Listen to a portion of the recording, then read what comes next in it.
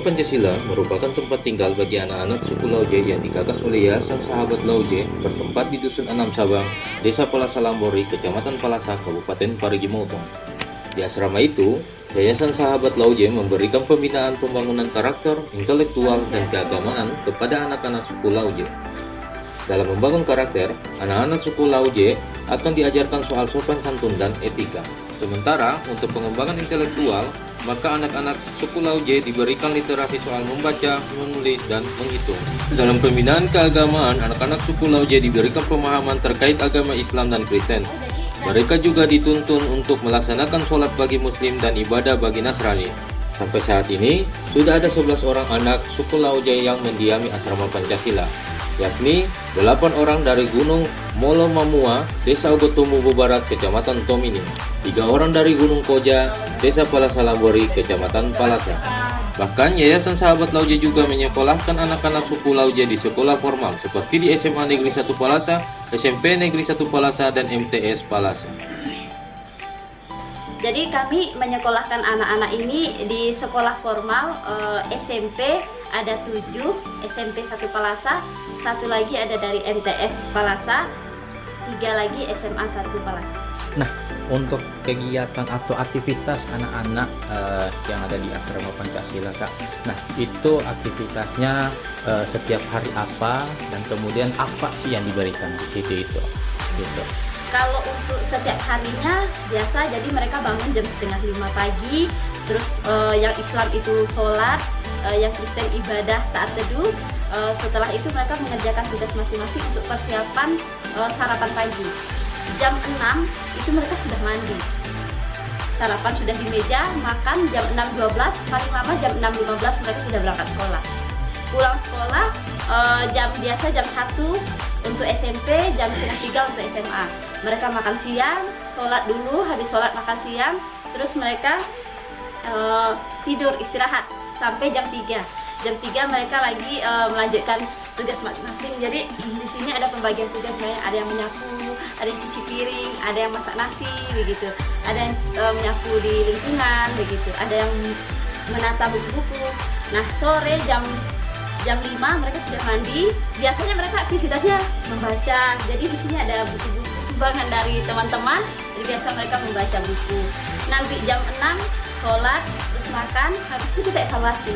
Jadi kita setiap malam itu kita evaluasi. Jadi isi evaluasinya adalah kegiatan mereka. Jadi mereka kita ajarkan bagaimana mereka bisa berbicara di depan banyak orang. Jadi nanti malam evaluasi satu-satu anak ini akan berbicara kegiatan mereka dari pagi, terus di sekolah apa yang mereka dapatkan. Jadi sekolah biar mereka lebih fokus. Jadi saat malam itu mereka harus kayak mendapatkan satu hal saja apa yang mereka dapatkan dari pelajaran di sekolah begitu.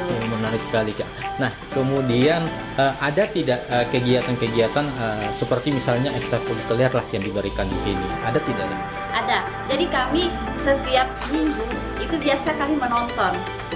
Jadi menonton. Jadi biasa kami menonton tuh film-film yang memotivasi mereka sekolah menggapai cita-cita. Kayak film Jokowi, film Ahmad. Siapa yang kemarin menteri ngomong? Pak Dahlan. Pokoknya semua film-film yang berbau untuk mereka bisa kayak memaknai, memotivasi tentang pendidikan itu. Terus selain menonton, kami juga biasa kayak mengajak teman-teman, biasa Zoom juga mengikuti kegiatan misalnya kayak kita belajar tentang komunikasi itu bagaimana gitu, tentang bertani itu bagaimana. Jadi kita tetap mengajarkan mereka di luar pelajaran sekolah mereka. Oke, nah Kak, ini yang menjadi pertanyaan saya. Kan pasti akan ada kesulitan juga dari segi bahasa, Kak, ya. Khususnya bahasa daerah untuk Lauje. Nah, bagaimana Kakak sendiri mengantisipasi soal itu? Kalau untuk di gunung, kami memang ada minta bantuan terhadap orang yang kayak kepala dusun yang bisa menerjemahkan. Kalau anak-anak ini, karena mereka memang sekolah ya dari SD, jadi mereka sudah bisa berbahasa Indonesia. Cuman kadang untuk pemaknaan, kadang sering mereka sih agak tidak. Misalnya kayak kita maunya apa, kadang mereka maknanya lain begitu. Tapi ya kita tetap mengajarkan mereka saat evaluasi, kita itu mewajibkan mereka untuk berbahasa Indonesia. Jadi misalnya ada kesalahan kita perbaiki. Tapi kalau hari-hari mereka bebas pakai bahasa mereka.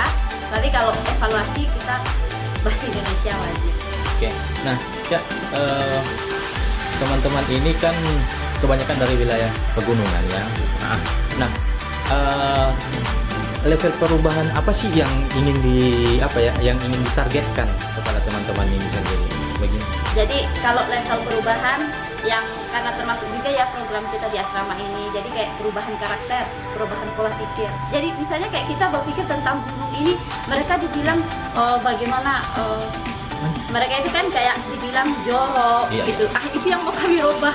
Jadi kami mau merubah tentang stigma tentang kebersihan mereka, PHBS mereka, dan juga pola pikir. Jadi kita lihat tuh mereka mungkin dikira miskin, padahal sebenarnya kaya alamnya mereka. Jadi bagaimana kami dengan salah satu sekolah ini, strategi kami agar merubah pola pikir mereka. Jadi kita memulai dari anak-anak, nanti dari anak-anak yang akan kayak merubah ke orang tuanya. Jadi kita mulai dari anak-anak. Jadi perubahannya itu, kita mau mereka tetap sekolah, mereka tahu tentang standar kebersihan, terus mereka punya ilmu, mereka tidak yang mungkin bisa tanda kutip ya dibohong-bohongi, mungkin kayak hitung-hitungan misalnya mereka tidak tahu, ya bisa saja ya beberapa orang nakal begitu toh. Nah, jadi itu yang mau kita itu kan. Jadi kita mau 1-2 anak gitu di Gunung Melongongu, ada yang jadi polisi, ada yang jadi guru. Jadi mereka akan kembali ke atas untuk merubah